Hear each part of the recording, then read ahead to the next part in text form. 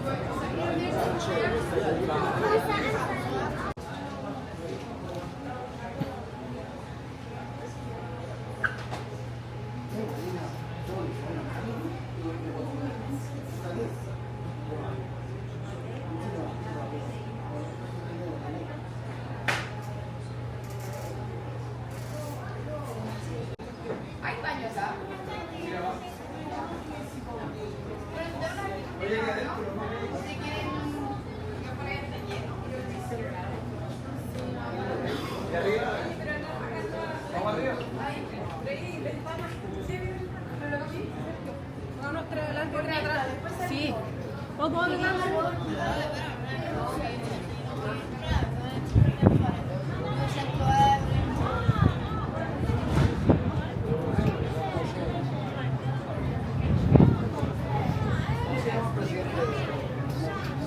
No, Mojica ya fue, está ahora en la calle Pau.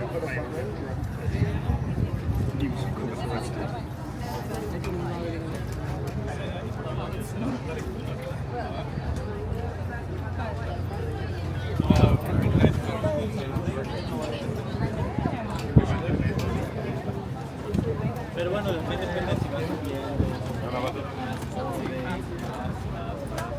Sí, sí.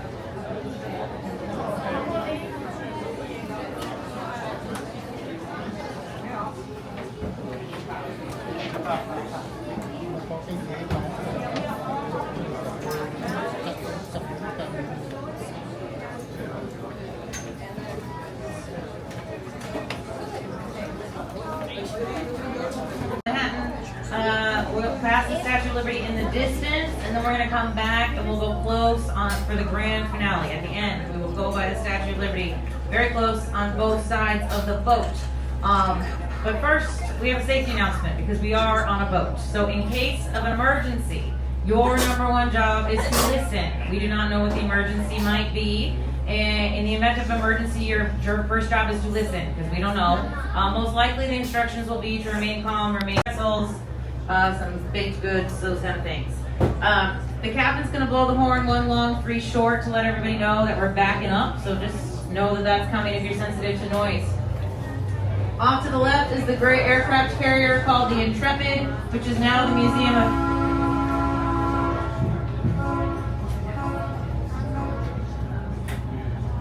Next door is the Museum of Airspace and Sea Travel, the big gray aircraft carrier. It has an original space shuttle and Concorde airplane as part of the museum. Off to the left on the Manhattan skyline, there's a building that kind of looks like a staircase.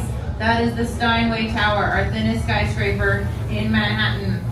All the buildings in line with the Steinway Tower are on 57th Street, and we call that Billionaires Row. We call it Billionaires Row because the billionaires buy apartments and then don't move in, right?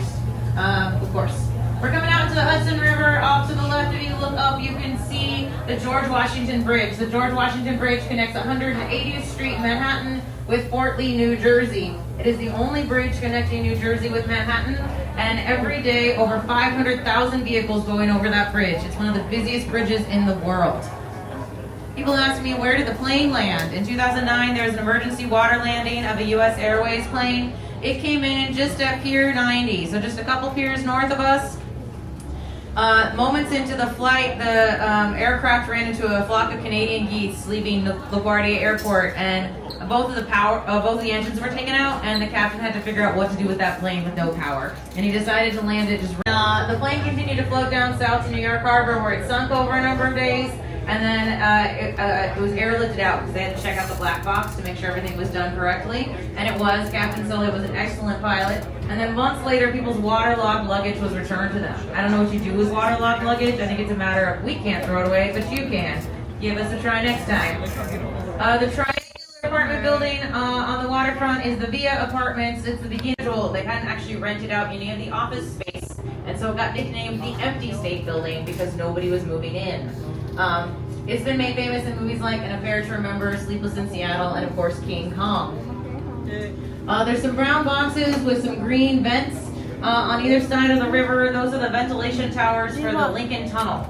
So the Lincoln Tunnel goes underneath the riverbed, and in order for people not to die of carbon monoxide poisoning, they have to filter out the air in the tunnels. So they have enough fans in these towers to do that every 90 seconds. So we'll see a couple of those around the waterfront. New York City is made up of 5 boroughs: Manhattan, Staten Island, Brooklyn, Queens, and the Bronx. 5 places that are all big enough to be their own cities, but they all come together to be New York City, mostly for financial reasons. The bows are open. If you want to head on outside, you're welcome to. On the Manhattan waterfront, there's a sculpture that is interlocking staircases. It's by the artist Thomas Heatherwick. He didn't want to name it. He thought it would be fun if the public named it. So he just calls it TBD, the vessel, to be decided the vessel. And then the public submitted names like the Hive, Stereo. I think they'll like harness you in, and like $85 later, you're just like out in the air. Again, I'll be here on the boat. I once got stranded on an elevated train with a friend of mine, and I had a little panic attack because we were on an elevated train, not going, like when you're going fast, you don't notice how high you are, but you're high. And I was having a panic attack, and my friend, I love her, I'm not sure if she was distracting me or she was genuinely curious. She was like, how can you be afraid of heights and work on a boat? And I said, I know how to swim, I do not know how to fly. I still to this day don't know, but I was distracted, so it worked either way. Back behind the vessel to the right is one of the entrances to the High Line, which is an old elevated freight rail. You might be able to see it through the buildings. It's an avenue in. Has some great landscaping and street art and vendors, the High Line does. I took my parents there a couple of years ago, and their favorite memory from the High Line was a sign that read, "Beware naked sunbathers ahead." You might need to beware this evening. You never know. Hey folks, if you're going to stand, if you wouldn't mind standing out at the front so everyone can have a view. Thank you.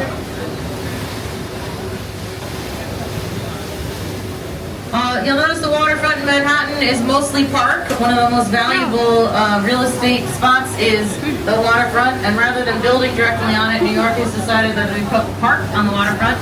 It improves the whole neighborhood, and now the whole value of the surrounding neighborhood has gone up about 5-10 blocks in. So we got park everywhere.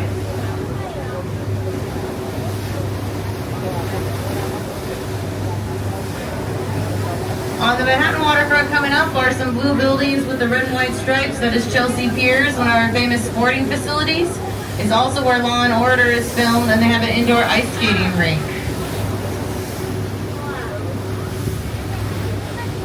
On the New Jersey side, theater, shopping, friends.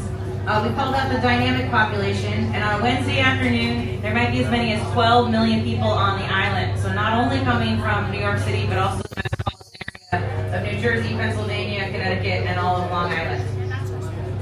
On the Manhattan side, there's a park in the sky. That park in the sky is called Little Island. Little Island has some great views. They have an amphitheater space with some events. Check out their online calendar. Back by Harbor Oyster, perhaps pass. It is a working oyster after all. On the New Jersey side, we're coming by the Erie-Lackawanna train station and ferry depot, right behind the Sunshine, so you can grab a ferry across the Hudson River. And then on the waterfront, on the New Jersey side, is a white sculpture called Water Soul. Pause and listen to the message of the river. We could pause and practice our listening skills right now that we talked about during the safety speech. What does the river have to say?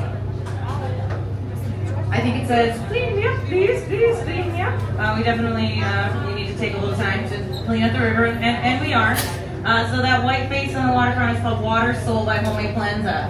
And then we're going to come across more of those ventilation towers on either side of the river. There's also a building on the Manhattan side that looks like a game.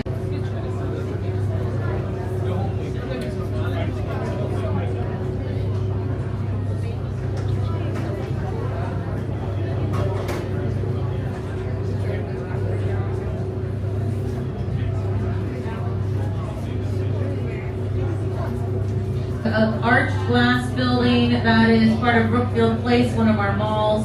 It's right across the street from the 9/11 memorial. So the 9/11, the Twin Towers used to be right to the right of World Trade 1. There's a gap in the skyline. They now have a beautiful memorial down on the ground. 2 infinity pools in the footprints of where the towers used to stand. The infinity pools are powered by enough streams of water to represent all the lives lost in the attacks. And the names of people who lost their lives are etched in the granite around the infinity pools. So that the people who knew each other, who were friends, who went to lunch together, their names are close together. So you see a white rose in somebody's name, it means it's their birthday today. Giovanni was a Italian explorer tasked with finding a northwest passageway through the continent.